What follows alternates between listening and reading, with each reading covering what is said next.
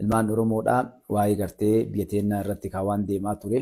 Afrikaan gamtooman salphina Somaalee irratti murteessan yookaan ammoo haala Somaalee fi Itoophiyaa jidduu jiru irratti haala jiruuf akkasuma haala waliigalaa irratti inshaallah waliin ilaallaa jechuudha. Gaarii qaqqalee bareedduu ilmaan Oromoo akkuma beektanii wanni Itoophiyaa fi Somaalee jidduu deemaa ture haga harkifatee Ijiptar keessa kaa'attee wanni adda addaa deemaa ture.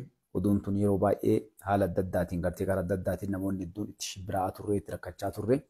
Alhamdulillah ammoo akkuma asiin hunda olii ibsaa turretti mootummaan Somaaleedhaa karaa nagaatiin dubbiin tun akka fudhattuuf tattaaffii guutuu godhaa jira. Addallee odeessi haara'uu ni ga'u jiru. Karaa Somaaleetiin Hasan Sheikh Mohammed karaa gartee sodaachisuu dhaadannoo adda addaatiin oofusan gartee dadhabee amma karaan inni ittiin dhufe Itoophiyaadhaan buufata bakka barbaaddan haga barbaaddan 2-3 illee isinii kennina. Karaa gartanii Somaalilaandiidhaaf beekumtiin kennin Itoophiyaan kan jedhu gaafate. Itoophiyaan ammoo kanarratti karaa ministeera hajaalaatiin deebii deebisteef jirti jechuudha. Deebiin Itoophiyaan deebisteefis gartee nuti karaa miidiyaatiin olola oofaniif waan adda addaatiif namni tokkollee gartee kan isiniif jilbiifatu tokkollee jiru yookaan ammoo kanaa bakka kennu kan jedhu kaanii jechuudha.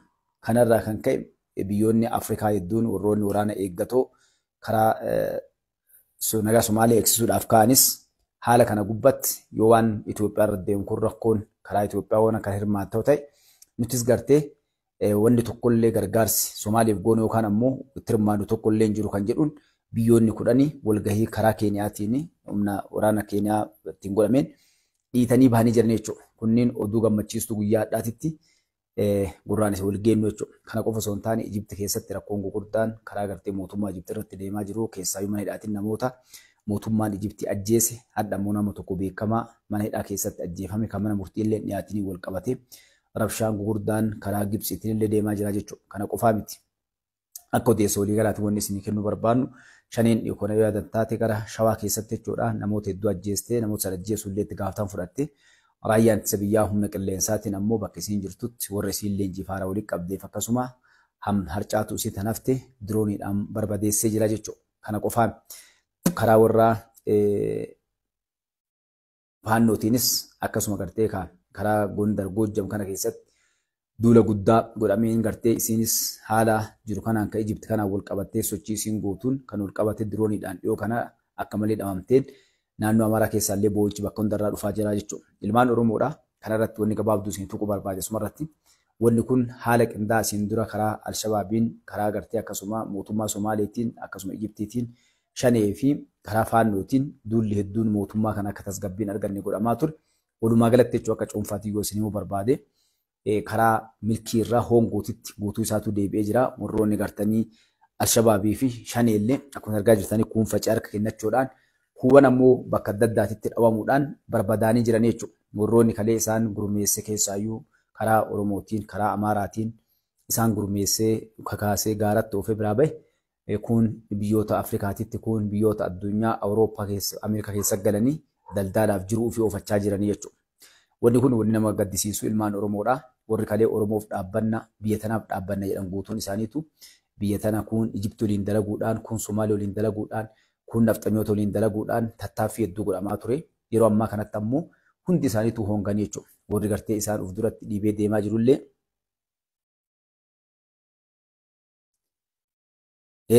Khalid ibn Nasir namni hedduun akkasidhaa viidiyoo gartee nama nu bira seenu jedhanii wanni kun rakkoo karaa gartee dhiibbaa karaa biraatiin godhamu fakkaatee waan jiru hunda sirreessee jira iddoo nuun beeku. Warri gartee viidiyoon keessin biran dhufne sarchi godhaatumaan maqaatti barreessanii akkasuma yoo argattan namni hedduun waan akka isan kaleessanii kun sisteema karaa dalagamuun maal akka ta'e naaf gadhabe akkas inshaallah. Kanaaf qaqqaalee babbareedduu ilmaan Oromoodhaa haalli kun keessaa yoo hadha Somaaleen adda dhiyeessite mootummaan Somaaleedhaa dhiyeesse kun waan feetan laal amma eessa deeman kadhaatti deemee Itoophiyaan kadhachuu maaliif wanni gaddeemaa jiru keessaa yoo Tiraamp gara taayitaatti dhufuun Somaalilaandii beekumtii akka kennamuuf eeggamaa jira. Kana qofaa miti poolisii Afrikaa irratti qabu Tiraamp gammaa waan gadi hin baasiniif maaltu dhufa gadhu sodaan isaan guddoo qaban maali? Itoophiyaan biyya istiraateejii addunyaa kana guutuudhaaf akka East Afrikaatitti qabdu waan taateef namni hundi Itoophiyaa qabachuu barbaadaa jechuudha. Kanaaf murtiin Tiraamp kennullee Somaalilaandii beekumtii kenna kan jedhu sodaan guddaan deemaa jira. Gaafa Ameerikaan beekumtii Somaalilaandiif kennite gabaan guutuu addaan galti jechuudha. Murtiin fudhatamu tarkaanfiin fudhatamu namoonni gartee lafa dhiitanii akkas goote Itoophiyaan kana goote jedhamu kun guutuun isaatu furmaata argataa jechuudha.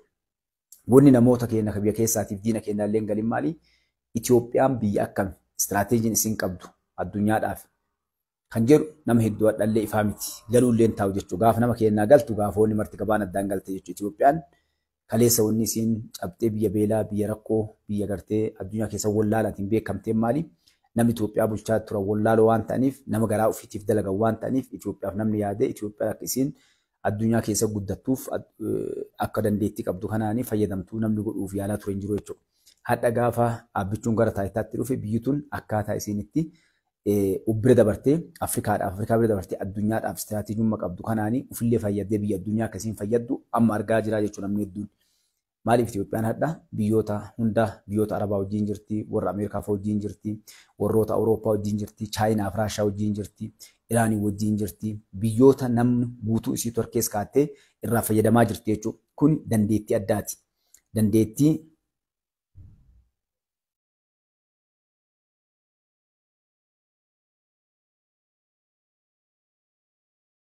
akkasiin viidiyoon kun ka'ammoo waraabaa jiru kun immoo viidiyoo biraattu gahaan jirre abbaa. Uzeeffaa Ooroo Jimmaa viidiyoo kiyya kanatti isin bira gahaan jirre moo viidiyoo duraatti dhiifama naa godhaa. Kadhaa kan argaa jirre moo viidiyoo biraatti naa katamme. So kanaafuu kanaan Itoophiyaan maal goote gara takka cillaaffattee biyya takka qofa wajjin miti kan isin dalagaa jirtu. Biyyoota hundaa keessa harka waan kaatteef akkuma biyyoonni addunyaa kuuwwan dalaganitti warri humna qabu, warri dandeettii qabu, warri teknooloojiin guddate kunneen harki isaanii dheeraadha jechuudha. Bakka hundaa biyya hundaa wayiin harka keessa kaatanii akkasitti biyya kamuu keessatti harka kaatanii fayyadamanii jechuudha. Itoophiyaan illee maal gootee muummichi ministeeraa haa dhufe biyya kamuu kan wal dhabbii qabduun Itoophiyaan dhadhan jiru jechuudha. Warroota bobaa jala jiran kan sodaa Itoophiyaa irraa qaban biyyoonni hedduun Afrikaadhaa sodaa Itoophiyaa irraa qabanii keessaa biyyoonni ollaan as dhiyaatan kunneen warroonni bu'aan keenya walitti hidhaa qabu keessaa karaa bishaanii kanaan karaa daldalaatiin karaa buufata karaa baharaa diimaa kanneeniin warri balbala Itoophiyaa argachuun qabdudha kun sodaa Itoophiyaa irraa qabu. Ijipti irra guddaan bishaan irra sodaan isiin qabdu maalidha? Itoophiyaan karaa humna baharaatiin yoo as baate humna qabdu kanaan rakkoo guddaan irraan geetti kan jedhuuf sodaa guddaadhaan lafa Itoophiyaan dhiphisuudhaaf yeroo dheeraa dalagaa turte jechuudha. Kana Itoophiyaan maaliin irra aante asii ka'uudhaan Itoophiyaan karaa Morookoo fi Gibsi yookaan Ijipti dhabbii waan qabaniif takkatti maal Itoophiyaan utaaltee Morookoo walii galte jechuudha. Yeroo kana akka malee sirreeffate. Kana qofaa miti. Itoophiyaan sangoorri qofa osoo hin taane osoo balbala yookaan ammoo karaa balbalaa hin argatin humna baharaa leenjistee qopheessuudha jechuudha. Keessaayyuu karaa Faransaayiin waan silaa barbaachisu guutee xumuruudha jechuudha. Kana qofaa miti. Itoophiyaan karaa tolaatiin ta'ee lolaan ta'ee gara fedheenuu buufata argachuun keenya dirqama uummata miiliyoona 100 qabannee balbala galaanaa dhabuun salphina kan jedhu Itoophiyaan dhiyeessite kun sodaa shorakaati ta'e achi bira dabree ammallee meeshaa Itoophiyaa hidhachaa jirtu jechuudha. Meeshaalee Itoophiyaa hidhachaa jirtu kun nama hundaa akka inni jilbiifatu goosee jechuudha. Namni hundinuu yeroo kaa Itoophiyaa loluu barbaaddanii Itoophiyaan baradha meeshaa akkanaa hidhattee jirti. Teknooloojii akkanaa hidhattee jirti. Humni waraanaa bifa haarawaan ijaaramaa jira. Biyyattiin ijaaramaa jirti ni ilaalanii jechuudha. Itoophiyaan warri biyya keessa jirtan karama kanaa wanni isin dabarsuu barbaadu warri biyya keessa jirtu. Gudditan quba qabdanii misoomni Finfinnee irraa ka'e kakaleessa gartee namoonni keenya maal Finfinnee qofa tolchanii karaa calaqsanii jedhan kun guutuu biyyaa dhaqqabaa jira jechuudha. Keessaayyuu jalqaba maal dalagamaa jira waliigala Finfinnee irraa ka'ee roga hundattuu roga arfanittuu karaan cabee magaalaaleen guutuun cabxee karaa gubbaa jiran karaan bal'achaa jira jechuudha. Maaliif misooma biyyaatiif wanni agarsiisu maali? Tokkoffaa karaa qabaachuudha waan hundaa irratti jechuudha. Uummanni akkaataa itti gartee teessumti lafaa kan magaalaadhaa hundaafuu istiraateejii hunda sirreessu. Kun ofii kiyyaa keessa deemee argee jechuudha. Finfinnee irraa kaka'e misoomni magaalaadhaa yookaan ammoo gartee rogoota arfaniinuu wanni silaa dalagamuu godhamuu qabu biyyattii tanaaf guddina waan mul'isu dalagamaa jira jechuudha. Kun gaafa akkasumaan deemee roga arfaniin gabbahee jedhe Itoophiyaan biyya nagaa argattu wanni tokko gartanii koshaan kalee jiru sun hundi isaa keessaa bahee biyya namaa fakkaattee uummanni kee jirullee gammadee sammuu namarraa banamaa namni keenya rakkoon qabu maali? Koshaa keessa ukkaamee taa'e karaan qabu waliigala biyyaa dhiisi magaalaa Finfinnee keessatti Itoophiyaan karaan qabdu osoo GPS waa fayyadamettee gara deemtuun beektu jechuudha. Karaa tokkocha qabdi Finfinneen kamallassanuu dalagee biraa deeme jechuudha. Sunillee hagam Finfinnee seenee Finfinnee keessa maree xiqqoo isiin dhaabbata jechuudha. Hadha immoo bal'ifamee roga hunda deemaa jira jechuudha. Maaliif kun godhame? Itoophiyaan lafoota gartee turistiin keessa deemanii ilaalan lafoota gartee wannoonni adda addaa hedduun albuun waa hunda keessatti dalagan hedduu qabdi jechuudha. Garuu karaan qabdu, pilaaniin qabdu, lafa hidhamtuu takka maaliif uummata dhamaa biyya tana bulchaa ture namni gartee waa takka uummata saamuu biyya saamuu malee waan bira dalaguu hin dandeenye jechuudha. Kanaaf addunyaan maal ilaalaa jirti? Biyyattiin tun karaa isin deemuu jirtu akkaataa itti biyyi takka biyya isii godhu maalidha? Jalqaba jechuudha. Biyya keessatti uummataaf haala aanjessuudha jechuudha. Fakkeenyaaf yoo fudhattan magaalaan Finfinnee kana keessatti lafti biizinasa eessa akkuma beektan markaatoodha jechuudha. Markaatoo ibiddi yoo ka'e warri ibidda dhaamsu karaa seenee dhaamsuun hin qabu. Tokkoffaa wanni isin barbaadu akkana. Inni lammataa akkuma biyyatti rakkoon tokko yoo gale karaan namni irra fiigee rakkoo san dhaqqabee federaal haa ta'u, waraana haa ta'u, ambulaansii haa ta'u, fedhee haa ta'u, fiigee ittiin gahu tokko illee hin jirtu jechuudha. Karaan qabdu Itoophiyaan. Karaan ispaaltiin dalagame torbaan takka yoo ga'e gartee qotameetiin boolla ta'a jechuudha. Addunyaan kana irraa kaate biyyi tun uummanni karaa tolfachuu hin dandeenye, uummanni mana fincaanii hin qabne, uummanni magaalaa isaa keessattuu karaa gabbee ol deebi'uun hin qabne akkamitti waan guddinaa yaada jedhamee biyya tan laalaa turan jechuudha. Itoophiyaan akkuma Mallas jedhetti fakkeenya Mallas maal jedhee Itoophiyaan Keeniyaa dhaqqabuuf yoo Keeniyaan dhaabbattee waggaa dhibba nu eedde waggaa dhibbatti Keeniyaa dhaqqabuu hin dandeenye jedha. Dhaabbattee nu eedde jechuun maali? Misooma dhiiftee waan dalagattu dhiiftee yoo teetti Keeniyaan akkama jirtu kanatti teetti waggaa dhibbatti itti dhaqqabuu hin dandeenye. Maaliif sammuun yaaduun sammuuf jala gaddeebanii yaadanii jechuudha. Hadha Itoophiyaan garuu Afrikaa miti Dubaay jedhamaa jirti jechuudha. Afrikaan guutuun kaamtuu Addis Ababaa jedhan jirtee koottaa Finfinnee daawwadha yookaan Addis Ababaa daawwadha jedhan. Seelee maaliif dhufanii ilaalan argan magaalaa isaanii keessa waan hin argine. Rakkoo kana keessoo jirtu Itoophiyaan osoo gama gamanaa itti wacan. Warri kana argu warri ollaa kennaa kan akka gartanii Somaaleedhaa, kan akka Suudaan, kan akka Jibuutii, kan akka Eertiraa, kan akka Ijiptii warroonni kunniin hirriban qaban jechuudha. Kanaaf hiree argatanii hundi isaaniitu keessaallee warroota mootummaa kana mormu ijaaranii ofiillee waan danda'anii radduudhaa turan. Ijiptiin kaleetti dhiibdee Somaaleedhaa wada fiixana isin duuba jiraa zarraaf akkana godha jettu adda agartee ofiiyyuu suutaan gara mana galtee mana keessaa rakkoo ofii qabdu uummataa wal qoraasaa jirti jechuudha.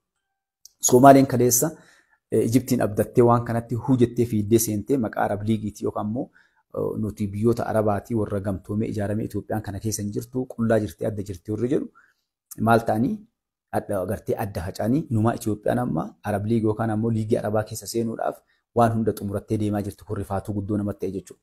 Diina keessaatiif diina alaatiifis. Yeroo dheeraa akkuma isin beektan ganna dheeraa waggaa 150 60 70 lakkoofnu kana keessatti Itoophiyaa kopheessanii gartee kopheessanii akka biyya kamuu waliin hin jiraanne bakka humna isiitii olitti harkisanii Ameerikaa fa'aa wajjin, warra dhiyaa fa'aa wajjin, Awurooppaa wajjin, kun Siwiidin namuu kan dhufu hundinuu bakka amantii isaa aanjutti harkisanii Itoophiyaa tana gartee akka nama waa fannisee hokkoodhaan wayii godhaa turan jechuudha. Itoophiyaan silaa eenyu waliin tolti Afrikaa wajjin yookaan Iiziyaa biyyoota Arabaa kan wajjin jechuudha. Maaliif ollaadhaa biyya waan hundaanuu walitti hidhaa qabnu biyya aadaa amantiidhaan hundaanuu walitti dhiyeenya qabnu wal beeknu jechuudha. Namni nama walitti beekuu waliin sila waa dalagata. Wanni isaan san godhaniin maali? Biyyoota kanaa yoo as dhufan kaayoon isaan kaayaa turan Itoophiyaan dachee kiristaanaa jedhanii tokkoffaa inni lammataa ammoo nuti sanyii warra ebaluutii ani jechuudha. Akka amantiitti illee gartee karaa isaan keessa deemuun barbaadu. Soo kanaaf harkisaa turan. Maal kana dhugumaan sanii godhanoo rakkoon isaan qabani yoo garaa biyya Arabootaa as gorre eenyuuf akka irraa fayyadamuu beekan jechuudha. Namoonni isaan biyyoon amantiin isaan dhossuu barbaadan sabni isaan dhossuu barbaadan kun ilmaan Kuush wajjin akkasuma Araboota wajjin wali hidhaa hedduu waa hedduu waliin qabna jechuudha. Seenaalee hedduu waliin qabna akka amantii uummanni musliimaa biyya Arabaa wajjin seenaa guddaa qabaa jechuudha. Akka Afrikaatitti ilmaan Kuush wajjin waa hedduu qabna jechuudha. Isa kana adda kutuu harkifatanii Ameerikaa, Awustiraaliyaa, Kanaadaatti garas fulfannisanii jechuudha. Kanaaf warra gartee biyya sanniini baratan ergamtoota warra sanniini warra gartee maqaa faarsanii amma isin gartan Itoophiyaa keessatti seenaan Itoophiyaa keessa nutti himan ifa dhuunfaa jagna akkasii jedhan. Yoo ati ilaalte warri sunniin warra isaan barsiifatee as keessa naqee jira. Nama hunda nama marsin daaddaa keessan irraa eegadha. Hunduu namoota ala bayanii bishaan alaa dhuganii namoonni gartee amantiidhaan siyaasaadhaan uma fedheen waa ta'u miimoorii yookaan ammoo chipsii keessa kaatanii dhufanii jechuudha. Nama biyya keessaa ol ka'u roga arfan keessaa dhufu tokkollee fudhataman qabu. Fakkeenyaaf kan akka fudhannu aabbichuu biyya alaatti deemeen baranne warri alaa chipsii keessan kaayanne nama tokkoof hin dalannee jechuudha isin galee. Kanaaf jibbame maaliif warroonni alaalli dhiibbaa irra godhan. Yoo namni tokko chipsii keessa kaatiin sodaatan fakkeenya yoo Ameerikaa inni baratee dhufu Ameerikaa duuba jira jedhanii biyya ollaalleen sodaatti ka keessaallee inni sodaataa jala deemanii jechuudha. Yoo inni ammoo biyyuma keessa baratee sabboona rakkoo saba isaa uummata isaa beekuu fi aadaa fi afaan isaa dubbatu taate hoo namni tokkollee gartee jala waan dhaga'u jechuudha. So kanaan wal qabatee wanni adda kana siituu barbaadee maalidha ilmaan Oromoodhaa. Dhiyoo kana ji'a 3-4-5 kana raafamaa turre hundi kennaa jechuudha. Itoophiyaa irra lola banamaa maaltu galaa lola taa'aa jennee halkanii guyyaatti cinqamaa turre. Garuu maal isin jechaa baale? Lolli ta'u hin jiru isin hin jenne. Maaliif lolli ta'u hin jiru isin hin jenne? Gibsi yoo taate ofii Itoophiyaa dhuftee achi asin dha'uu hin dandeettu kan namoonni beektan jedhee fudha jechuudha. Teekinooloojii akkasii illee hin qabdu waraanaan ammoo dhuftee Itoophiyaa waraanni isii miiliyoona dhadhasii hin qabdu kun waraana 100,000 Itoophiyaa loluu hin danda'u. Takkaa lolee illee injifatee hin beeku. Itoophiyaa illee lolee agargan ni cabe. Israa'el gartee 10,000 ol garaftee wayyaa irraa baaftee isin galchina karaan eessattee waan takkaa biyya kamuu irratti hin dalagame irratti daladdee jechuudha. Uummata akkasumaan dhaadatu malee takkaa lola seenee muuxannoo lolaa hin qabne. Lolli qawwee qabaachuu miti meeshaa qabaachuu muuxannoo lolaa qabaachuudha jechuudha. Itoophiyaan yeroo ammatti Afrikaa keessaa lola kaanii baatee kaan kaseenuu jirtu lookaal biyya keessa jechuudha. Raayyaa ittisa biyyaadha Itoophiyaan ijaarte kanaa jechuudha. Yeroo leencetti muuxannoo kan irratti shaakalu akkuma asiin dura Fiildi Maarshaal Biraanuu Juullaatiif abbichuun jedhan waraanni Itoophiyaa kaadha jiru kun lola godhaa jirru kuni kan irra shaakalluu jedhe gartee warra biyya keessaa faannoof shaneen kan lola irra shaakalan yookaan ammoo warri TPLF jechuudha. Shaakala waraan leenjifatan kana kan gartee barate hojiidhaan teoorii kan tagbaar isin jettan san irra shaakalchiifatee agarsiisee jechuudha. Kun qophiin nu qabnu shanee fi faannoo fi mitii jedhee abbichuun asiin dura jechuudha. Diinota keenya alaatiif qophaa'aa jirraa jedhee jechuudha. Akkuma san kun qophaa'amee hundaa ija ofiitiin arganii aktivistoonni isaanii miidiyaan isaanii Itoophiyaan meeshaa akkasii hidhatte meeshaa akkasii bitatti biyya akkasiitiin walii galte biyya tana waliin jirti. Yan wal harkifachaa dhaqee warri ollaa kennaa hunduu dadhabee jechuudha. Siisii wanni inni hin godhin jiru Abdul Fattah Siisiin jechuudha. Biyyi inni fiigeen dhaqee hin jiru jechuudha. Itoophiyaa irraa aanuuf Itoophiyaa cabsuudhaaf jecha walgahii Chaayinaa keessatti waaman irraa hafee Turkiin bira dhaqee jechuudha. Garuu ni kasaare. Turkiif Itoophiyaa wanni adda baasu takka illee hin jiru jechuudha. Arab Imireetiif Itoophiyaa namni adda baasu tokko illee hin jiru. Maaliif dantaa walii nu hedduu jira. Waan hedduu kan namni adda baasuu hin dandeenye jira jechuudha isin galee. So kanaaf ilmaan Oromoonni isin jechuu barbaade maalidha? Ololoonni hedduun ammaas ka'uu deema. Waa hedduu gabba'uu deemuu deemaa jira jechuudha. Inni kun maali? Karaa hedduu yaalan warri gartee diinni keessaayyuu shaneen Oromootiif shaneen nafxanyoota boolla biraa qotaa jiran ammallee. Amma karaa dhufanii agartanii karaa amantiitiin wanni hedduun deemaa jiru olumaa hin teenne marti gabbaatee haadha sooshaal miidiyaa irraa dubbachaa jirti jechuudha. Maaliif wanni kun waan xaxamaa jiru jira. Xaxanii gara hundaanuu dadhabanii waan biraa kaasuu deeman. Ammaachuun ni fidan ammoo takka illee hin jiru jechuudha. Alhamdulillah hundi keessan namoonni gartee sooshaal miidiyaa kana irra waliin oollu yeroo dheeraa waliin baranne siyaasa gaarii bartanii jirtan. Waan deemu hunda amma isinii gara wanni ta'u hundinuu jechuudha. Amma karaan isaan deemaniin irra maa'een isaan amma gartee dhagaa lafaa fuudhanii killeen cabsuu deemaniin karaa uummata musliimaatiin jechuudha. Aqiidaadhaan waliin buusuudhaaf sagantaan guddaan ijaaramee lafa kaa'amee jira. Irraa maa'een amma godhamuu deemu san kanan shakkinaa ni dhufa jechuudha. Waa hedduu gabba'uu deeman dagate jecha kana qabadhaa. Karaa uummata musliimaa keessaa waa hedduu gabbaasuu deemu jiran maal qabatanii warra hadhallee gartee daaddaa fa'aaf gaashee fa'aaf gaashittii fa'aaf booyaa jiru jira gartee warra mardoo namoonni isaanii garuu rakkoon namni keenya qabu daaddaan fa'aa daldaalachaa jiran. Daaddaan Oromoollee keenya galee daldaalachaa jira. Kanaaf xanyootallee Ingilizii fi Ameerikaa galee daldaalachaa jiran. Namuu dalagaa irra bobba'ee jira jechuudha hundi isaaniitu. Fayyaalessi keenya hadhallee akka farda bilbila beektu sun bilbila itti hidhanii sanuma qalaloo godhee caqasaa jechuudha hadhallee. Iba dhuunfaa buufnaa. Waan kan isin jedhuuf qabaa jechuudha isin galee. Haga biyyatti as dhufe namoota ijjuu wal agarra warra kalee garteen hojjeesuu deemuuf qubanuu qabullee haadha olii jinaasaa jirra. Ni xiixan hadhallee. Jagni akka ibaluu hin jiru, goonni akka ibaluu hin jiru jedhan. Beekan akka ibaluu hin jiru jedhan jechuudha. Baay'oon malee hin dadhaban malee karaa itti afaan baafatanii dhaban malee cinqii keessa jiran. Yerummaa wayii dhufti. Somaalimmaan tun dhoofti Itoophiyaa. Ijiptimmaan tun dhoofti. Hirimoo arganne cabsinaa. Rakkatanii gara badanii halkanii guyyaa ganama walkaan cufaa hadhallee badii ilmaan Oromoo eegan. Hadhallee 4 kiiloo keessaa osoo nafxanyaan mul'atte osoo TPLF mul'atte eegan. Warra akkasitu jira jechuudha isin galee. Warri hadhallee hirribatti dhabuu jiru.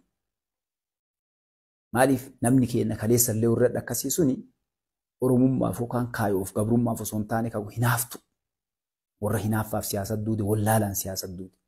Wallaalaaleen gosa qaba beektanii. Namni garii yoo wallaalaa ta'e ni barata guyyaa irraa bariiti jechuudha. Akka buluun waalaalee xiinxallee abbuun garam deemaa ture karaa sirrii jiraa jedhee ilaalee as deebi'aa jechuudha. Amma kaafee bakka hundatti naaftu namoonni kalee dogongoran deebi'an galee hundi isaanii dhufee haadha nu gartee abboo dhiifamu kalee akka isin jenne karaa malee deemnu hinjifattan isintu sirrii jira. Namoonni kun namoota itti fakkeessanii dogongoranii namoonni sobanii yookaan immoo ofiyyuu dagamanii wallaalaan waa balleessanii jechuudha. Kun hadhallee namoonni akka kiyya gartanii keessa biyya dhuftanii haala adda addaatiin namaa wal qunnamtanii agartanii jechuudha. Tokkoffaa fuula isinii badanii fuulli isaanii isinii badamu. Abbaaf yaa ta'u haadhaatiif abbaa kee haa ta'ani. Lammaffaa yeroo itti qooliin haasuftee achi deemte mormii si kaasan hadhallee sirrii miti waan akkanaatu ta'ee jiran jechuudha. Isin galee kana bira dabranii akkam yaaddarrii yoo tettee gaafatte guyyaan tokko ni dhufaa jedhan. Guyyaan tokko ni dhufaa. Maaliif amma isaan misooma biyyaa jijjiirama dhufe irraan kaa'anii kana yoo ati dahaa baafteef wanni isaan barbaadan namoota isaanii san namoota kalee waliin maqaan dhawame san isaan taayitaa irra baasuu dhukkubsatan dhalle jechuudha. Kuni biyyoota guddatte taa'adha argaa jirtan Itoophiyaan bara humna meeshaa lolaa qabaattee Ameerikaa fa'aa Awurooppaa fa'aa yookaan Raashiyaa fi Chaayinaa of jalatti hin jilbeeffachiifne. Wanni adda biyyoonni gurguddaan Itoophiyaaf gad jedhaniif akka Itoophiyaan akka kalee gara fedhan oofuu hin dandeenye harkaa baate arganii dubbii gara argan galataan daanii jette Oromoon. Amma hireen nu qabnu Itoophiyaan waliin gallee irraa fayyadamuudha kan jedhudhaan. Haga kalee fayyadamuu hin dandeenyu aguma xiqqoo san maaliif Itoophiyaa yoo dhaban Afrikaa guutuu dhaban ni beekan.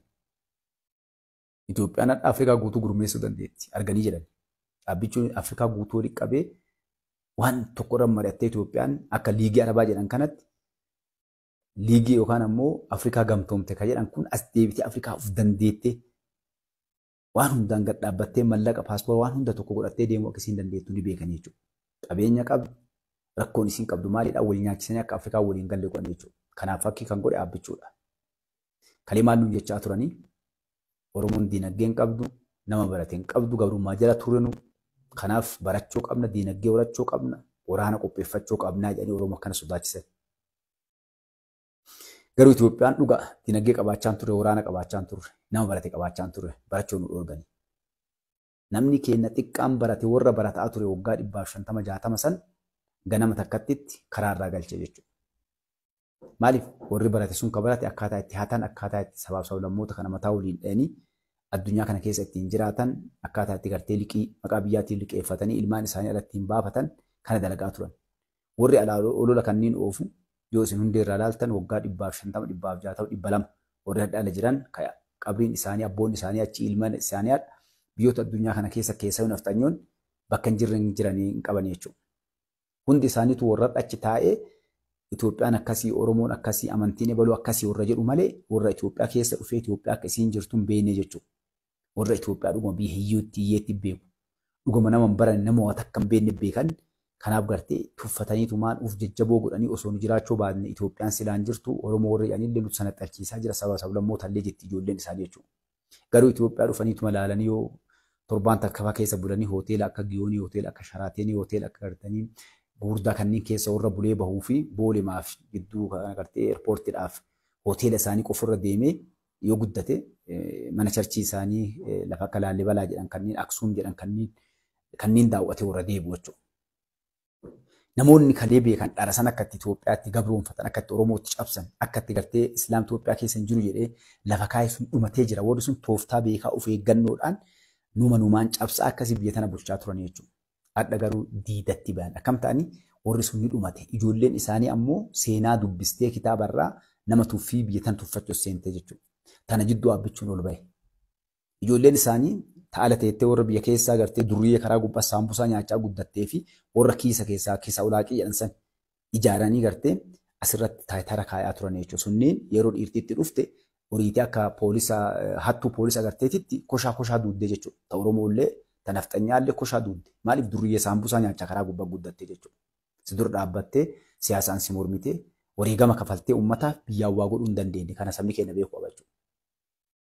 Egaa bichuun ol bahee ari'ee koshaa hunda naqeessa seentee Ijiptiin jala duudde jechuudha. Ijiptiin irraa doolara harachaa baate karaa Sumaalee fiiddee waan adda addaa godhaa turte. Qaroon akka daaddaa keenya faatiyoo waan walitti qabatee keenya gale jechuudha. Daldaalachaa jira. Abbaa miliyoonaa dheengadda gaafa miidiyaa isa maqaa isaa dagadhee yuutuubii qaba namni suni deelii na fakkaatee yaa deeliitu intarviiyuu godhachi dhaqee maal jedhe sakattaan Jawaariin bira dhaquuf jedhe maaliif guyyatti gartee 100 gastu bahee wardiyaa qofa eegamaa jechuun malli Jawaariyaadha.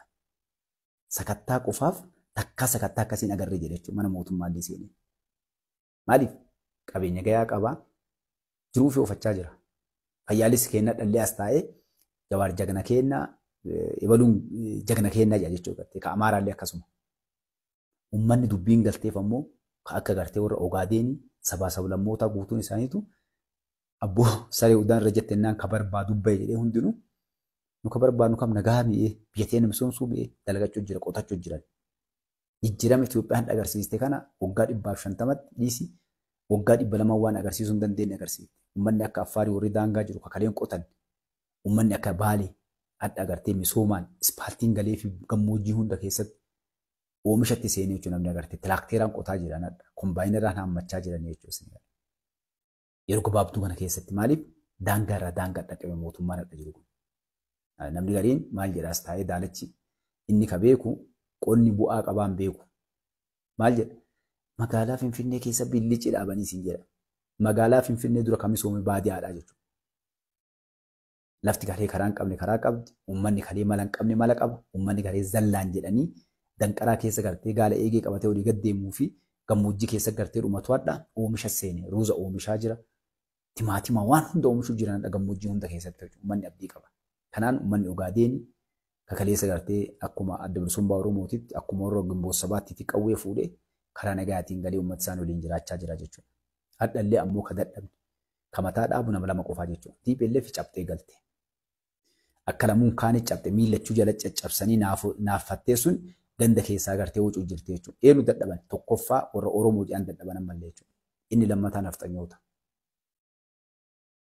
Amma fakkeenyaaf yooma kana tuulama keessa waan ta'e ni beektanii karaa warra silxee kana keessatti lubbuu nama hedduutti dhumatee gabbaatee shaniin itti gaafatan fudhatte jechuudha. Kalee garuu gatii san guutuu kafalte. Bakka isiin gartee waa walitti qocamtee hadhallee uummata Oromoo sobdee saammachuudhaaf ijoollee qabdanii leenjifna jettutti dirooniidhaan dakkan isii godhanii jechuudha. Hadha bo'uu jirti.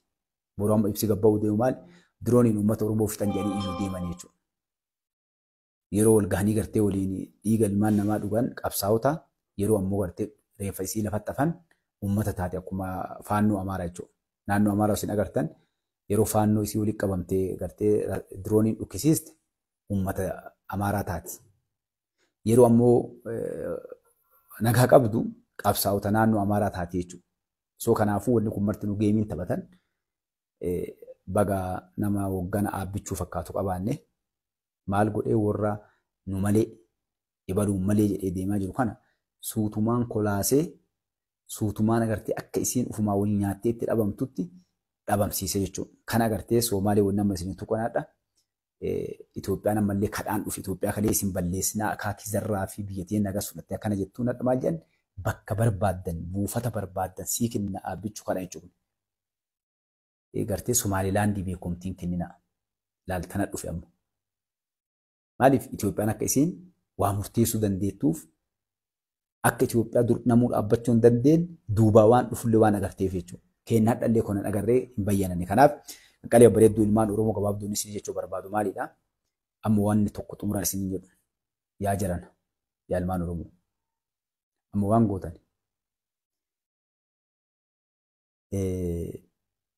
Jawaarillee dhufee lammaallee dhufee aabbichuullee bulchee anaa ati akka nam tokkoo paarsanaaliititti wanni nu argatnu hin jiru.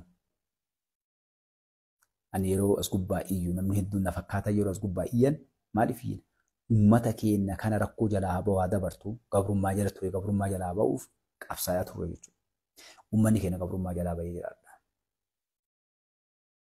Baay'ee maaliif? Bakka fedhe deemee waan fedhe dubbatee waan fedhe dalagee gala. Warri hadhallee lakki nuun taane mormuu barate. Mormu bakka fedhe deemu waan fedhe dalagu mirga tokkoon qabu gabrummaa jala jira. Maali? Nama gabroomse ofii of gabroomse. Wanni ilmaan Oromoo hubachuu qabdan. Ufii mataa ufiitii akka arba hidhanii arbi yoo hidhan yoo ati haada irraa hiitte illee hidhaa jiran deemu. Warra akkastu jiraadha sammuu isaanii akkasii. Wanni garaa sin nyaatu sin ajaa'ibu ammoo namoota akkamiyyuu ati jette hiree argadhee namoota dubbise keessa nama silaa baratetti waan siin jedhu abboo ooma takka abdiin qabnu waan gaddeemu hin beeknu siin jedha. Maali namoonni baratan biyyaa baanii siin jedha namni biyya bulchuu danda'an namni silaa jira jedhan. Eenyu fayyoo atetteen namuu nama gandhaa qabu dubbifataa dha horii dirree Sheek Huseen kun baaroo baase. Namuu nama kaleessa gartee waliin waa godhe qaba. Namuu nama kaleessa waliin gartee akkana goona jedhe qaba. Maal goon jedhan beektu? Daldala warra guddaan waan nama arge keessa irra guddaan aadaa waliin qabsaa ture namni guddaan gartee biizines akkana waliin daldalannaa akkana biyya saamnaa warra jedhanii kaa'amtu jira. Kun maal siin jedha fayyaalessi namaa silaa fooqiin dhadhaabatu kunniin barkeennaa osoo ibalu jiraatee siin jedha. Kun ammoo waan siin jedhu silaa hadha bar ibalu fa'a gartee jeneraala ibalu fa'a ministeera. Hagana wanni isaan beekan uummanni keenya bahee dabartee funni siin jedhu jiru. Waa'ee uummataa maal yaadda akka mootti abboo uummanni keenya dalagaa waa beekaa osoo abbaan fedhee dhufee siin jedha. Qotee bulaa barsiisuu waggaa dheeraa sirraa fudhataa siin jedha. Horsiisee bulaa barsiisuun yeroo dheeraa kan hojii maal rakkata. Hayyee maali bu'aan inni siin barbaaddan. Namoonni nu keessaa dammanne kun jajjabaanne ijoollee keenya ala ergannee barsiifannee biyya keessa barsiifannee siin jedhu iskuula fooyyessinaa jijjiirama biyya kanaaf innaa siin jenna jechuudha. Namoota akkanaatiif nama baratantu gaarii. Namni dhangoo gubbaa jiru kun waa takka illee hin beeku warra ammallee akkas jedhu jira. Maa jijjiirama hin finne abboomee wallaalaayyuu haa ta'u jettaan fidee akka sanoonni fide bilici waan buru dhabamtu. Chaayi namatu waa kunuu diddibdee kana nama sobuu jirtii siin jedhan. Sin ajaa'iba. Yoo ati ittiin takka takkaan kanan goone ati jette eenyu ittanii ka wanna barumsaa kana. Profeesar ministeera barumsaa. Abboo waan inni barreessee itti kennamti shoodii gad oofaa siin jedha. Nafxanyoota of jalaan deeman kan hadhallee warran dhiisintu jira. Warra maal siin jedhu akkuma kalee gartee gurguddaan isaan nutti himaa ba'etti daaqoon Kibrat Daani'el Kibrat. Daani'el Kibrat osoo inni achii bahee namtichi kun waa takka dalaguu hin danda'u jedha. Daani'el Kibrat ammoo maal jedhee gabbayee dhiyootan. Dhugaa aabbichuu gaafa inni asii ka'e beektan nama akkanaa Itoophiyaa waggaa meeqattuun argattu jedha achi taa'e. Laal bakka nama keenya jiru laalaa. Wallaahi yoo nama keenya wajjin haasofte anammaa nama wajjin haasa'uu irratti dhiisuu filadhe jechuudha. Nama tokko si quubsee abboonni kun dhugaa faallaa jiraachuun bara waan birii paartii siyaasaadhaan. Wanni kun gaarii siin jedhu hin jiru. Osoo ebalu jiraachuu baatee ebaltu akkas godhaa. Waan akkasiitu duuba jira namtichi kun waa takkaa godhuu hin danda'u wanni isaan jedhan kan. Kanaaf ilmaan Oromoo maal isin jechuu barbaadeetti. Hinaaftuutu hadha akka laga takkan tan kaarfannu godhe ijoolleen lafaa dhufta warri waa hubattan. Kawaa qabdu gara biyya galii kootu fayyadamee dalagadhu. Biyyi tasgabbooftee jirti uummanni amma gara misoomaatti seenaa jira. Koota dalagadhaa. Wallaahi ilmaan Oromoo as keessa jirtan dhagaa waan isin himan. Irra guddaan keenya ilmaan qotee bulaatiin irraa eegale. Waan ajaa'ibaa agartanii mee gara gandaa as deebi'aa qonnuma qofoota. Amma daldala waan biraa tokko illee nusibaa qonna. Qonna yoo qottee hadha dalagatte uummanni keenya dalagaa baratee wallaahi warri tuulamaa kun fa'a maasha Allah. Yoo ati dalagatte namni hadha nam tokko amma dhiyoo kana asiin durallee warri dhagaa warri keessaa lafaa lagarraa qabdan waa dalagachuu dandeettan 50,000 100,000 harkaa qabdan. Namni hadha san qabaatee Itoophiyaa keessa rakkoo himate wallaahi wallaalaan isa caaleen jiru. Hagam 50,000 100,000 qofa. Lafa sangaa takkaa irra qullubbii yoo dhaabde hadha. Qamadii yoo qotte dhiisi. Sangaa tokko qamadii yoo qotte ji'a 3 ji'a 4 keessatti wanni achirraa galchitu dachaa meeqaa jechuudha. Namni tokko nama qotee bulaa takka kutaalee laaqee miiliyoona 50 qullubbii irraa argatee naan jedhan. Birri Itoophiyaa miiliyoona 50 ji'a 5 keessatti. Amantanii amantanii. Achi biraan qamadii lafa fuudhee qotaa jedha nama. Qamadii qotaa waa hunda dalaga. Maa irratti qullubbii ofii kiyyaar dhaabbadhee qullubbii namni kun qotamu. Yoo xiqqaate qullubbiin tun miiliyoona 30 gurguratamu. Wanni itti baase miiliyoona 200 300 kan guddate haaf miiliyooni. Namni amma lafa kontiraata fuudhee ijoolleen nuti beeynu takalee waa takka hin qabne hadha miliyoneroota. Maaliif midhaan wanni hundinuu mootummaa sii kaleessa gartee akkaataa itti dalagattu waan hundaa jechuudha.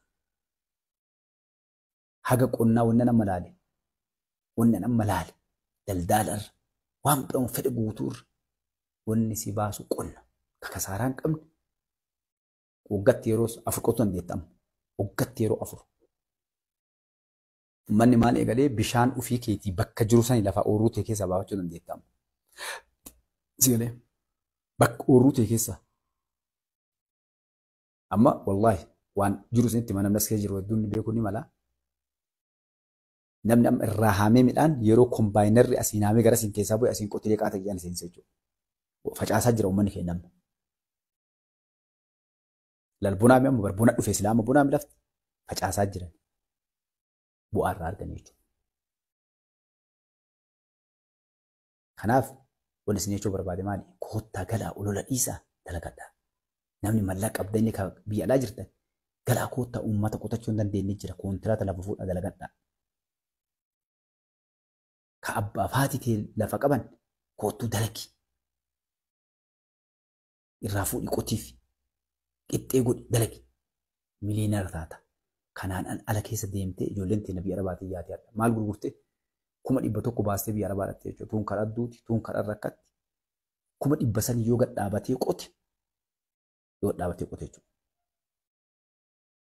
Mee fakkeenya isinii mana maatii keessaa lafa xiqqoo duraan kuntaala 10 irraa argan kuntaala 47 irraa galchan buleewwan kee jechuudha lafooyi. Lafan beeku katakkaa midhaan kuntaali 10 irraa galle jechuudha. Mee herregadha fakkeenyaaf gaafa qamadiin gaafa bitan sanyii san gaafa caasan 8,800 bitanidha 8,10 bitan. Hadha amma midhaan rakase 4,000 yeroo midhaan gaa jiran gabaatti ofaadha 4,000. 4,000 nuu dhayi waan biraa dhiisan nyaama. Kuntaala 47 4,000 dhaya horii xiqqeenti. Yoo ati keettoo jedham sadiin duubatti kuntaala 7,000 8,000 deebite jechuudha. Achi biraan kaan irraa haamanii kaan itti deebisaa jiran amma. Kuntaala 40 deebise. 40 yoo akkasumas sii bahe 40 yeroo 4 dhayi. 100 kuntaala 160 waggaatti jechuudha. Sangaa tokko irraa. Hektaara yoo qabaatte. Yoo waan biraa daladdeegam bal'aa. Kasaaraa qabdaan qabdu. Ka qotu tilaakteera. Kaamu kombaayinera. Wanti ati gootu qorsa qabdi qorsa itti afuufta madaabara midhaan bittaa kana. Facaaftee biraatti yaa'ii sitti hin qabu ni faaju. Garuu biyya arabaa deemtee ijoolleen teenna garafamtee arrabamtee karaa kana deemu fitnaa meeqa rabbii wal dhabdee namaa wal dhabdee wanni isaan laalan maaliidha? Ji'aan fakkeenyaaf doolaara 500 50 ji'aan argatta. Hagamtu harka maatii keetii bu'aa hagam kaatta. Waamii keessa dabartee biyya namaa keessatti xiqqaattee salphattee koottaa galaa dalagadhaa isin jechuu barbaadeetti. Adda namni gamtoomee baankii irraa horii fudhatee dalagachaa jira. Ribaan ala jira. Yoo dalagatte osoo ribaan sitti hin dhufne horii mootummaa baankii deebistee miliyoonara taata jechuudha. Koottaa dalagadhaa wanni isin jechuu barbaade kana. Namni maqaa si dhawu hin jiru. Namni nama ajjeesillee biyya galee jiraataa jira. Wallaaleetii miti mootummaan kan nama ajjeese kan mootummaa kana irratti duula banaa ture. Wallaalaa Oromooti. Ambillee nu hidhee nu kolaasee nu garafee walilleen kolaaf walilleen ajjeefnu walilleen gartee inni nuuf dhiise mootummaan kun jechuudha. Haa baratu barate namni amma arge. Hedduun namaa warri kalee akka dalage mataa qaqqabatee deeman biyya keessatti. Haa ta'u ifama isinitti hin dheeradhu rakkinni ammallee argaa jiru maaliidha? Warri jedhu guute ammallee bakkuma hunda. Musliima birallee, Kiristaana birallee, Waaqeffataa birallee, Oromoo birallee, Amaara birallee uummanni sadiin kun keessaayyuu amantii fedhanaa qabaatanii Oromoo takkadha. Namni dhukkubni garaa ba'u didee Oromoo jetti walitti ilaala. Mootummaa kana jetti walitti jetti.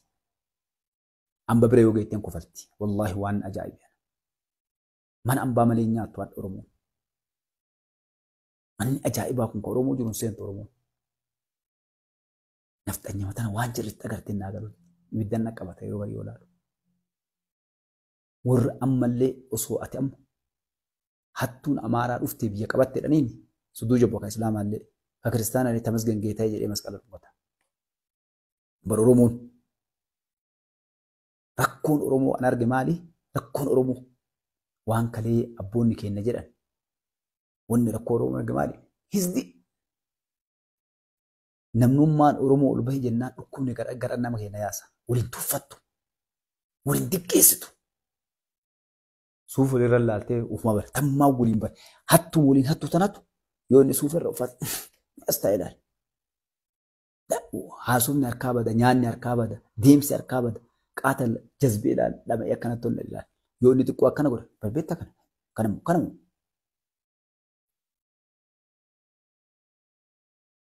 Kanaaf wanni garaana nyaata ilmaan Oromoo isa kana jechuudha. Ijoolleen lafaa dhuftu taawuraan amma seente haala adda addaa deemtu kunniin isaan jala bayaa jirti. Akka tolu balleessan bari ni garti. Waan namni keenya dalagu. Kanaaf namni biyya alaa baatanii dammaqina qabdan warri gartee waa isinirraa bari'an mee gara biyyaa galaa dalagadha. Dagaa jecha Mustafaan jedhu tana. Hireen tun hin argamtu. Warri hadha lafa qabdu. Abboonni kee firri kee qabu. Kontiraata fuutee dalaguu dandeettu. Guyyaa ati osoo balbala sheexanaa banti jedhanii harka of nyaattu dhufuu deema. Naa qabadhaa jetana. Uummanni dammaqee argee jira. Namni hundi warra gurdaaf abbootii qabeenyaa irraa eegalee bakki kasaaraan qabne bu'aa qabdu qonna jedhee qonna galee jira namni abbaan. Dhugaa. Akka addunyaa kanaatti nama kaampaanii miliyoonarraa caalaa qotee bulatu caalaa. Dalagachuun beeku aleessa. Qotiileen harkaan lafaan qota midhaanuma irraa haame kana ooruutti deebisaa jechuudha. Hadda akkasii miti. Midhaan mootummaa sii qopheessaa. Keemikaala jira, waa hunda jira. Akkaataa itti dalagatan bari amma uummanni arge. Isaan biraan teekinooloojiin gajjigu jira amma. Tiraakteera bira dabree dhuunfaadhaan waan namni ittiin dalagachaa jiru qophaa'aa jira. Dhuunfaan ittiin qotattee ittiin haamattu.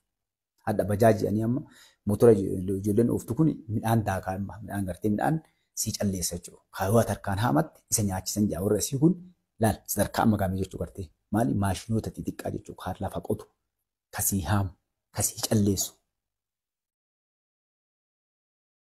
Kanaaf fayyadamaa homaa gartee keessan argannu isin fayyadamtan keerii walitti himne ajirii walii qabna jechuudha. Amma achi siyaasaa hura keessa buusaa. Siyaasaa darbaa nama tokkollee dhaabbichuu illee hin deeggarinaa. Bakka amma biyyaa fi Itoophiyaa tan akkana goonaa kana dabarteettan biyyattiin amma achi bira. Ijoollee lafaa dhuftu filanii leenjisu jira mootummaan kun. Bulchiinsaaf siyaasaaf nama ta'u. Anaaf atiin as gubbaa iyyuu kun qullaa taanee diidattaaf deema. Suutuma suutaan meeshaa moofee qartanii ka darban garaa jedhanii amma warri makiinaa qabu ni beekaa. Bakka waan makiinarraa caccabe darbantu jira. Akkasumatti nu darbatanii guyyaa dhaabbichummaan dhaabbichuu jennu kun inni illee gartee huura darbamuu dhufaa jechuudha. Maaliif namni barachuu jira. Amma namni biyya keessatti filamu.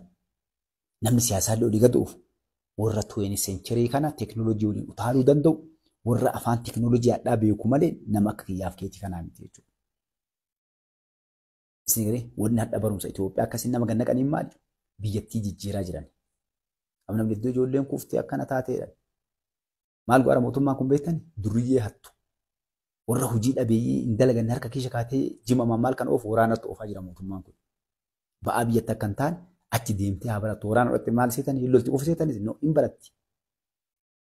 Namni hadha hiree waraanaa argatee waraana seene nama chaansii guddaa hiree guddaa qabu jechuudha. Waraana yoo seenti digirii dippiloomaa waa hundaan eebbifamtee achi keessaa qabbaata waraana Itoophiyaadha. Akka waraana addunyaatti. Biyyallee fayyada ofillee fayyadaa jechuudha. Amma hattuun Finfinnee keessatti Allahu alam harka xiqqaa takka jira. Warri karaa gubbaa akkalee akkasii kadhaan ijoolleen karaa kana gubbaatti azaa nama goote hin jirtu amma. Qulqulleessanii jedha akkatti iyyuu akka odala harree OMN falaala. Humnaan biraa guuraa jiranii maaliyyuu ijoollee karaa maaliyyoo guuraa jiranii. Guuraa jiranii. Warra shanee fi faannoo fi kutaa irraa guuranii gartee warri ittiin daldaaluudhaaf asii guure guutuu biyyaa akka bu'aa buuftu guuranii waraana naqaa jiran. Waan ani irraa gammade keessa tokko hattuun hin jirtu amma. Namni harka seera qabatu hin jiru amma. Galchan karaarraa. Qulqulluu biyyitti. Biyyi teenya biyya kanaan maltee miti. Isin galee. Sisteema kalee mootummoonni dabran itti fayyadaman guutuu isaa diigee jira abbichuun. Guutuu isaa tokko mana karaa gubbaa gartee koshaa hunda jiru kun guutuun isaa bakka siyaasaa itti dalagatan. bakka itti nama keenya Oromoo magaalaa Finfinnee keessaa ittiin fageessan. Nama keenya wanni xiqqoo suufa tole waa uffatee inni dhufe qucee dhayanii qucee dhaanutu isin duuba jira kiishaa waa guuradhaa jedhaniin. Qucee dhanii keessaa guuratan. Kunoo achi keessa maal dalagan? Hattuu qofaan bakka sirratti dalagan. Jabaa keenya ka siyaasaallee warra kana sodaachisa. Waa hedduu dalagamaa ture amma hin jiru. Eenyu dalaga, eenyutu hin dalan, eenyutu hattuu. Wanni hundinuu adda bahee ka magaalaa Finfinnee seene qucee qabatanii gara mooraa waraanaatti yattaabbaatu akkas dubbiin. Kasaaraa mana nuurii baasee shanii faannoo danqaraa hundaa guuree gammoojjii hundaa guuree Finfinnee keessa naqu hin jiru. Mootummaadhaaf gartee biyya ijaaraa jirra jetteeti warri hattuun koshaggalte. Kanaafuu ilmaan Oromoo gabaabdumatti isinitti hin dheeradhu dhiifama of oolchaa. Wanni isinii dhaamu maalidhaa? Biyya keessa jira arguu jira. Amma namni hunduu dammaqee jira. Dubbiin galteefii jirti. Ka waan dalagatu hin qabne, ka gartee lafa hin qabne, ka hojii biraa dalaguu hin dandeenye amma namuu abboo millisraa jechuun jira gartee kennallee. Hin deelli hun. Amma zabana gartee teettee wayii quba qabdu siyaasaa wayii garee wayii ijaaramtee wuxii dukkee sii bitanii ati waa gootee gartee nama ergamtu bira dabreera. Namoonni amma layyaan daanduu indasiraa layyaan daanduu indashiroo ta'e Mangistuu Hayilamaariyaam. Amma wanni jiru maali? Namuu dandeettii isaatiin akka hojii isaatiin waa argata malee hafe wal ijaaranii hannaan. Garee wayii ilaaltee eenyufaatu jira gartee karee maqaa paartii adda bilisummaa Oromootii fi KFO'tii fi Gimboot Sabaattii waa hedduu dalagamaa ture. Kun dabballee, kun waraanaa, kun maalii warra maalii jedhanii gartee kun dibbee dhayaa artistoota asii ijaaranii wanni takka balaa alarraa akkasii warii saamanii namuu gartee dukkaana hin jiru. Artistiin amma achi deebi'ee gartee sirbee waa fuudha jiru hin jiru. Hin agarree mucaa nama boolee san. Boolee nama sadarkaa guddaa mul'ate. Garuu booleen isuma san mucaa boolee san gartanii inni artistii keessa illee turre jedhanii 50 godhe. Isarraa fakkii isinii waa kaasa 50. Gara duratti paartii badhaadhinaa ta'uu ni taphatee hin jiru. Oromoo oficha taphatee. Maaliif garaan isaa ammallee marroo eega inni illee. Marroo eegaa maal jedhe mana shaggeen hin jirre hin tolu maal jedhemi shaggeen shanii baraa. Manni shaggeen hin jirre hin tolu maalii jedheeti waliigalaan alaa galanii jedha. Amma namni kenna maaliif haa waliigalaan alaa galanii kana Oromoo yoo waliigalteef ta'a. Gaafa Oromoo waliigaltu dabre osoo gaafa duraa san sirbee ni fakkaatti. Yaa'ii kaastee lafa dhiitaa jirti. Maaliif amma sun garee qaba. Garee wayiitu jira duuba. Garee yeroo eeggattu. Shaggee malee manneen tolu jedhame. Shaggeen shaggee gaarii biyyaa bu'aa qabdu, shaggee abbaa warraa waliin jiraachuu dandeettu, shaggee abbaa intalaatiif abbaa gurbaallee gartee jaalattee ofii qabdu malee shaggeen nu maleedhaa biyyan tolchitu gartee. Mana yartuu gola keessaan dhabanii abbichuun jedha bara. Yartuu gola keessaan dhabanii ka gola jiru eenyudha paartii badhaadhinaa ta'a abbichuu. Mana keessaan dhabanii jennee bara. Yartuu gola keessaan dhabanii jedhe. Labanii yaa labanii. Eenyu dhaa jechuu bara. Labanii yaa labanii yartuu gola keessaan dhabanii jedhe. Warra siyaasaan beekne taa'imu. Yookaan as citu yookaan achi citu. Namni amma reef dammattee galtee fi nama waa beektu inni waliin haasofnee bar sirbi kun akkanaa jennaaniin jedhee agartee namni hedduun nu laallee shaggeen maantun eenyu taphni tapha jaalalaati miti tapha siyaasaati. Eenyu jalaa dhossuu barbaade paartii badhaadhinaa jalaa aabbichuu jalaa dubbii tanaa dabaan akka moora kalee seentaa adda yeroo akkas taphatu Oromoon. Yeroo Oromoon addaa dachaadhaan sirbituu miti. Dhaamsa barfattuu miti. Kanaan maal jechuu barbaadeetti warroonni akkasiillee warra gartee amma artistoonni kaarraa hafte warra akkasii warra gartee gamaa gamana jedhu. Warra yeroo eeggatu akkas hin ta'inaa paartiin siyaasaadhaa ammaa Itoophiyaa keessatti irra isin deebi'a. Paartiin siyaasaa Itoophiyaa keessatti nama barate akka leessan nama buddeenaaf barate miti. Nama hannaaf barate ijoollee saambusaa nyaattee baranda guddattee gaafa gartee xiqqoo jajjabaatte namni suufetti uffisee karabaata koofii godhee ergatu saniimi kan namni rumootaan ergatuuf. Nama akkamtu biyya bulchan maachi namoota biyya aabbichuu caalaa jijjiiruu danda'an. Warra dantaa liqimsaatiif osoo hin taane fingarpiriintii ashaaraa isaanii kaayyachuuf deeman. Warra gartee akka amma biyya Ameerikaa keessatti maaliif dubartiin filin? Ameerikaan dubartiin filtu namni hedduun eegaa ture gartiin jaartiin filame. Maaliif Ameerikaan nama dardara gara aangootti hin finne? Maaliif hin finne? Dardarri yoo aareellee keessaan baane garteen saban hin garre hin barre biyya waa balleessa.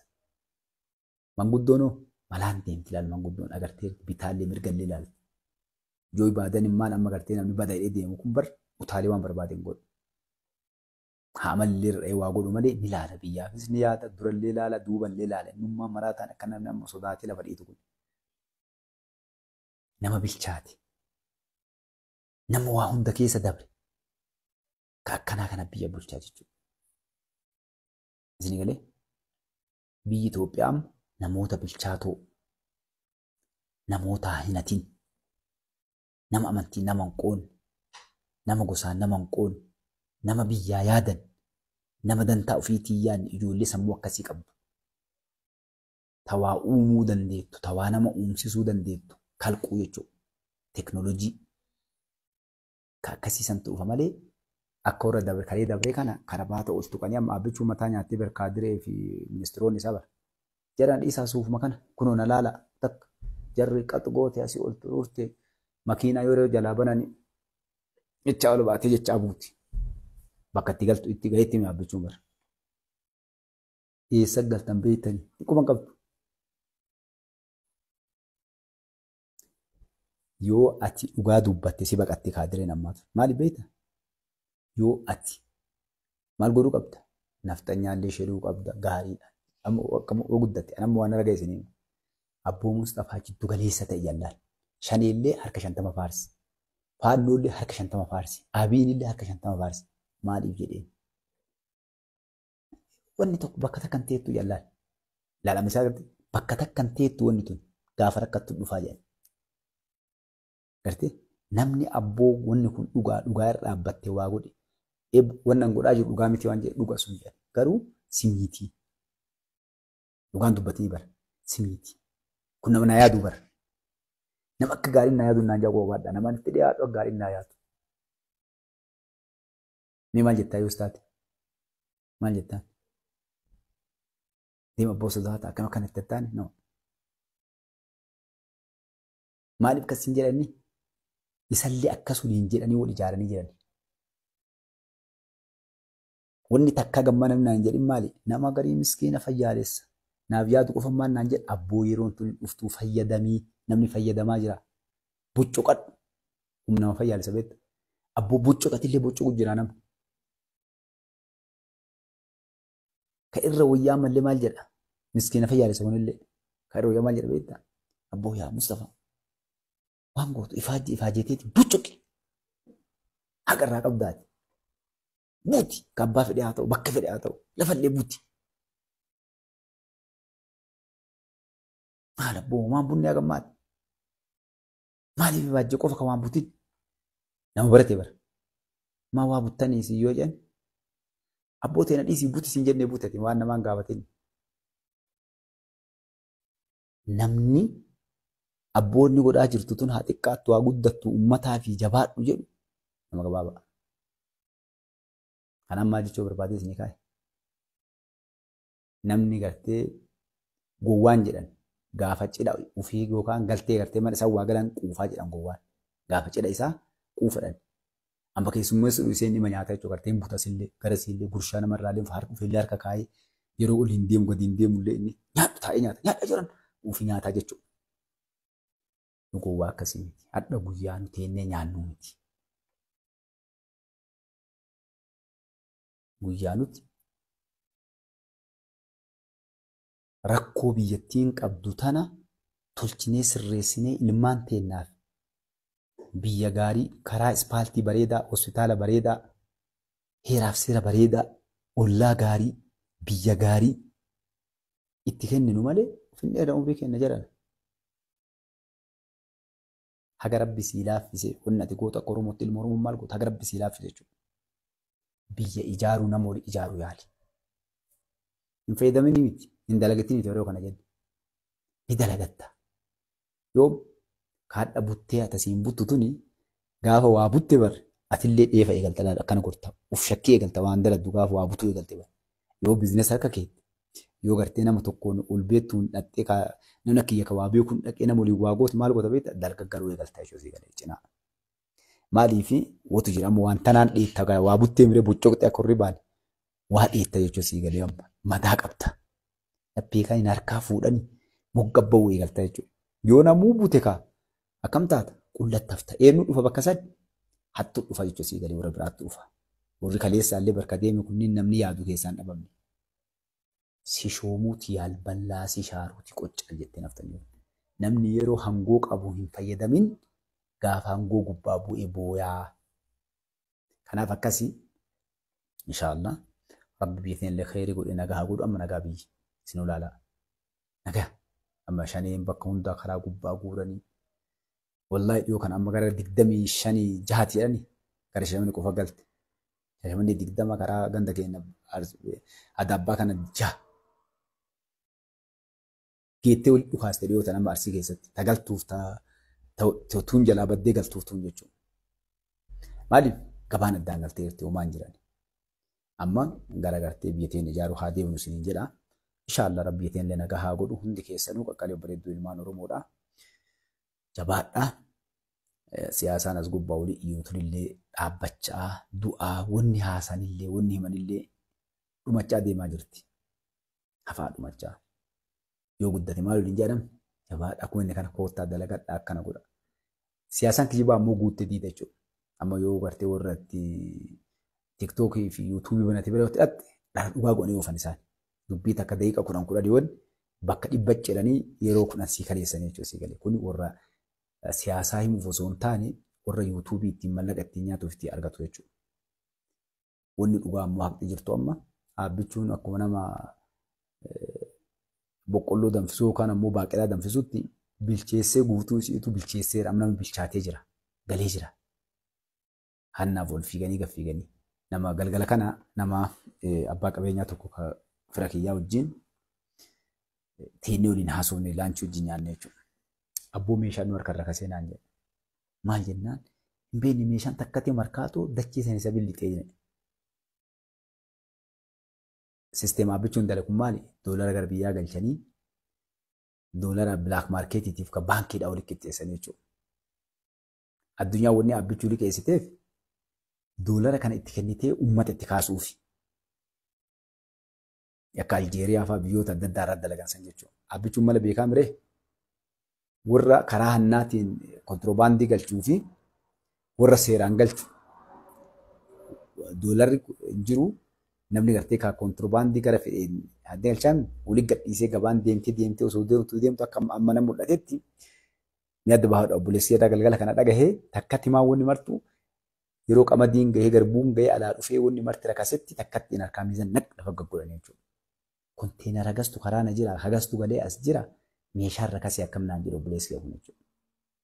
Wanti bu'atu qoo qabdaa maal beekna. Namni kan eegaa ture maali? Meeshaan samii orkutee jiruun qaaluftee Itoophiyaan uummanni qotee bulaan bakka hundaa iyyani. Qamadiin kuntaala 2,000, 3,000, 4,000 deebuu deemti. 1,000, 2,000 deebuu deema midhaan. Akkana yoo qotan bonaa ganna. Kuni jijjiirama guddaa uummanni gaafa ilmaan ofii nyaachifatee quufee ofirraa wanna jedhe rabshatti hin seenu. Namni gaafa inni balaa eegalee rabsha seenu baala qabdu gaafa jiruun itti hadhoofte. Yoo ati itti dhuftee abboo akkana mee gabbayee akkana godhan abboo jiruutii yatamii maalkii irraa badaadhaa gabbayee gartee ittonna godha. Keeniyaa kana keessatti Uhuruu Raayilaa Odiingaa jedhanii gosa isaa akka isaan waan dalaganni godha. Maaliif beektu yeroo filmaanni gahee hundaa ka jiruun itti hadhoofte kana birrii harka irra bubbuusee gabbayee ati uummata saamaa waan feetan godhaa jedhaan. Yoo isaan dalagatee nama qixxaayan murki inni deemu maali? Pireezidantii Keeniyaa ta'uudha. Karaa biraan qabu jechuun si galee. Kanaaf wanni uummanni keenya kan dalagan duriyyeen gamaa gamanaa siyaasaa itti waccee akka namni keenya agartee hamileen cabxu gootee biyyi baddee lola jettuuniif isa kanaa fi hagana isin jedha isin jaaladha isin kabajaa kalkaniiti halkan gaarii ka guyyaati guyyaa gaarii hundi keessanuu uummanni kiristaanaa waaqeffataa nagannaa jiraadha. Warri musliimaan assalaamu alaikum wa rahmatullahi wa barakaatuh.